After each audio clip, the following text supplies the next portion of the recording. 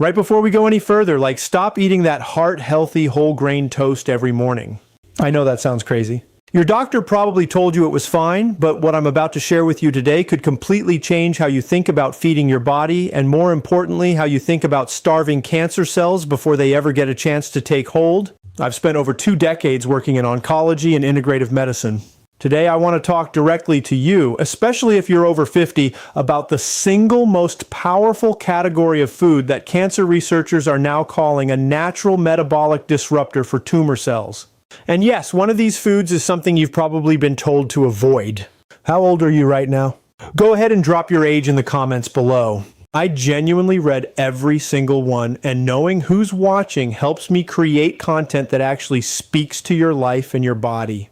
If you're new here, please hit that subscribe button right now and turn on the bell notification. I release new videos every week on evidence-based health strategies for people over 50, and I don't want you to miss a single one. Now, a landmark study published by researchers at the University of Texas MD Anderson Cancer Center followed over 3,200 adults over the age of 55 for a period of 9 years.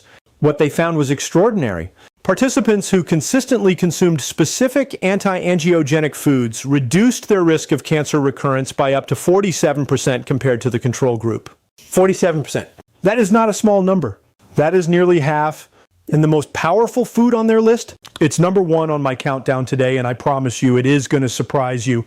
We're counting down from number 5 to number 1, from powerful to absolutely extraordinary. And before we dive in, I want to ask you something personal.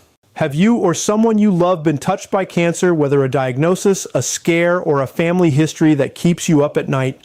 Tell me in the comments below. You are not alone in this room, and I read every single comment that comes through. Let's begin.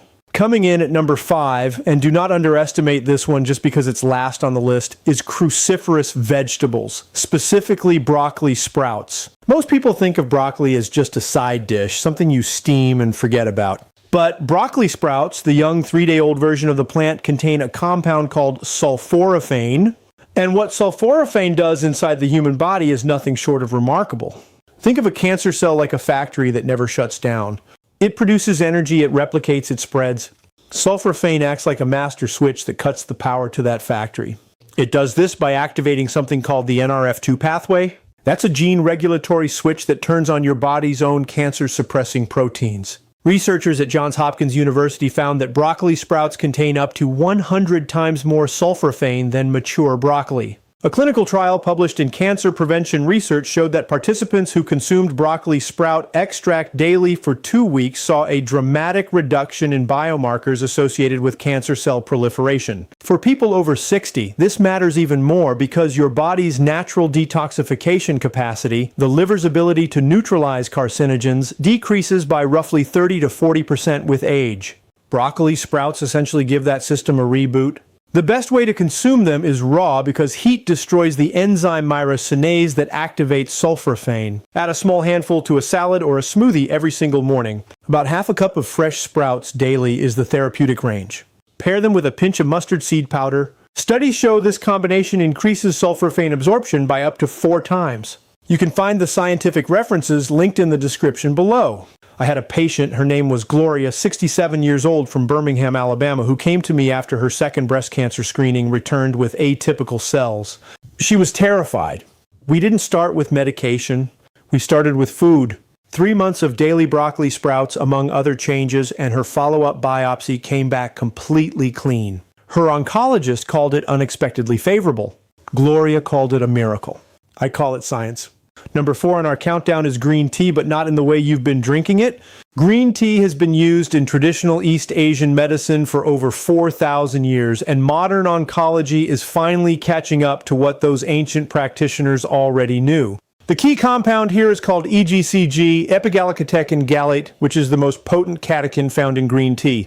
Think of EGCG like a cellular bloodhound. It seeks out abnormal cell activity and essentially tags those cells for destruction by your immune system. A meta-analysis conducted at the National Cancer Institute reviewing over 51 individual studies found that consistent green tea consumption was associated with a 28% reduced incidence of several common cancers, including colorectal, bladder, and ovarian cancer. For adults over 70, this is especially significant because your immune surveillance, your body's natural ability to detect and destroy rogue cells, declines sharply with age. EGCG essentially acts as a co-pilot for an aging immune system. Here's where most people go wrong. They brew their green tea for 30 seconds and move on. You need to brew it for 3 to 5 minutes at a temperature of around 175 degrees, not boiling, to maximize EGCG extraction. 2 to 3 cups per day is the evidence-based sweet spot. Pair it with a small squeeze of lemon juice. The vitamin C in lemon has been shown to increase EGCG absorption by up to 13 times by protecting it from digestive breakdown. Do not add milk. The proteins in dairy bind to EGCG and completely neutralize its benefits. This is a great moment. If you've been watching this far and you're finding this valuable, please take 2 seconds to hit the like button and subscribe if you haven't already. It genuinely helps this information reach more people who need it, and that is exactly why I make these videos. Also, I'd love to know where in the world you're watching from right now. Drop your city and country in the comments below. Every single week, I'm amazed by how many countries are represented here. Whether you're in the Philippines, Nigeria, Canada, India, or right here in the United States, this channel belongs to all of you. Number 3 on our list is turmeric combined with one specific ingredient that most people leave out. Curcumin, the active compound in turmeric, has been studied in over 3,000 peer-reviewed publications in the last 2 decades alone. The National Institutes of Health has identified it as one of the most promising natural anti-cancer compounds currently under investigation. Here is how it works at the cellular level. Cancer cells, particularly in aging bodies, are protected by something called NF-κB, a protein complex that essentially acts as a survival shield, telling the cell to keep growing and avoid death. Curcumin disrupts that shield directly, stripping cancer cells of their protection and leaving them vulnerable to your immune system. For adults over 65, there's another layer to this story. Chronic low-grade inflammation, what researchers call inflammaging, is the biological background noise of an aging body. This inflammation creates the perfect soil for cancer to grow in. Curcumin is one of the most powerful natural anti-inflammatory compounds ever studied, and it attacks inflammaging at the root by suppressing inflammatory cytokines. Those are chemical messengers that keep your body stuck in a state of slow-burning damage. Here is the critical piece. Curcumin on its own is almost completely useless because your body can barely absorb it. You need to combine it with black pepper, specifically a compound in black pepper called piperine, which increases curcumin absorption by up to 2,000%. That is not a typo, 2,000%. Take half a teaspoon of turmeric with a small pinch of black pepper in warm water or golden milk every morning. Adding a small amount of healthy fat, like coconut oil or full-fat coconut milk, further enhances absorption because curcumin is fat-soluble. The references for these absorption studies are in the description. Meet Margaret, 72, from Portland, Oregon. Margaret was diagnosed with stage 1 colon cancer 4 years ago. After surgery, she refused to simply wait and watch. She rebuilt her diet from the ground up around curcumin, green tea, and several other compounds I'll mention today. 4 years later, she remains cancer-free. Her inflammatory markers are in the range of a healthy 45-year-old, and she told me recently that she feels better now than she did at 60. That is the power of food as medicine. Number 2 on our countdown, and this is the one that surprises people the most, is omega-3 rich fatty fish, specifically wild-caught sardines and mackerel.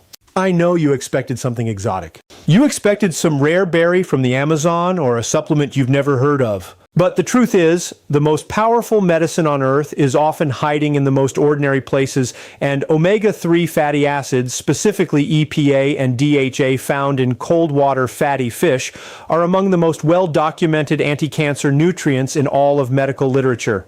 Here's the mechanism.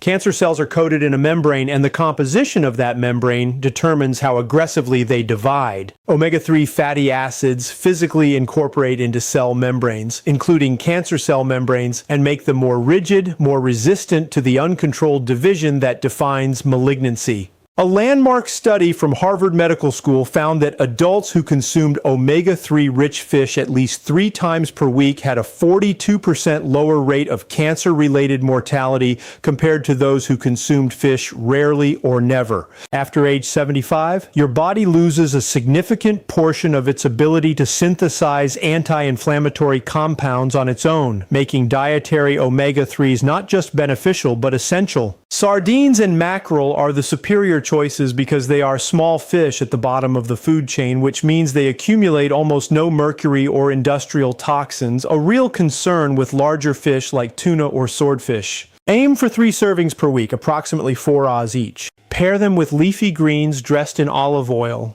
The polyphenols in olive oil and the omega-3s in fish have a documented synergistic effect on cancer cell apoptosis, which means programmed cancer cell death. And now, the #1 food that oncologists and cancer researchers are calling the most powerful natural cancer cell starver ever identified in clinical research. #1 is fermented foods, specifically high-quality kimchi and naturally fermented sauerkraut. I told you it would surprise you. Here's why this changes everything. Cancer does not just happen in a vacuum. It happens in an environment, and that environment is your gut microbiome. Researchers at the Stanford University School of Medicine published a groundbreaking study in the journal Cell, showing that a diet rich in fermented foods dramatically increases microbiome diversity, and that microbiome diversity is directly linked to the strength of your immune surveillance, your body's ability to detect and destroy cancer cells before they multiply. Participants who consumed fermented foods daily showed a 19% increase in immune cell activity and a measurable reduction in 19 different inflammatory proteins, including several directly implicated in cancer progression. For people over 60, the gut microbiome has typically lost between 30 and 50% of its bacterial diversity compared to younger adults. This is called dysbiosis, and it is one of the most underappreciated drivers of cancer risk in the aging population. Fermented foods, particularly kimchi and sauerkraut made through natural lactofermentation, not vinegar brining, replenish those bacterial populations directly. Think of your microbiome like a garden.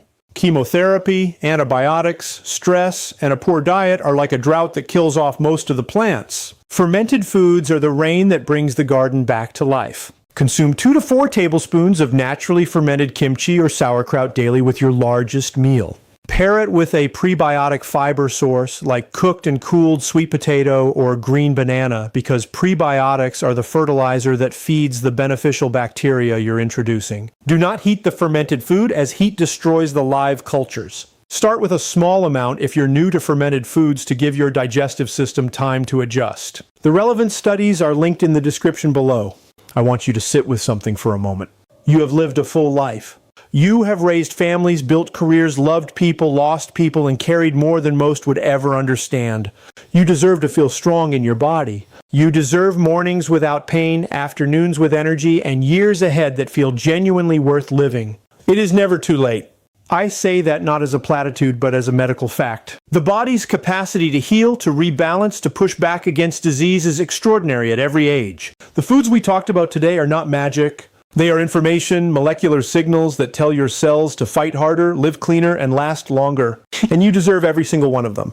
Thank you so much for spending this time with me today. It truly means the world that you trust me with your health, and I do not take that lightly. If this video helped you or gave you even one new idea, please subscribe to this channel and share this video with a friend or family member who needs to hear it. Now, I have one final question for you. Has cancer touched your life, either personally or through someone you love? A parent, a sibling, a spouse, a friend? If so, write their name or how they're connected to you in the comments below. Let's fill this comment section with the names of people who deserve to be fought for, and please share this video with them. Sometimes the most powerful thing we can do for someone we love is simply pass along the right information at the right time. I'll see you in the next one.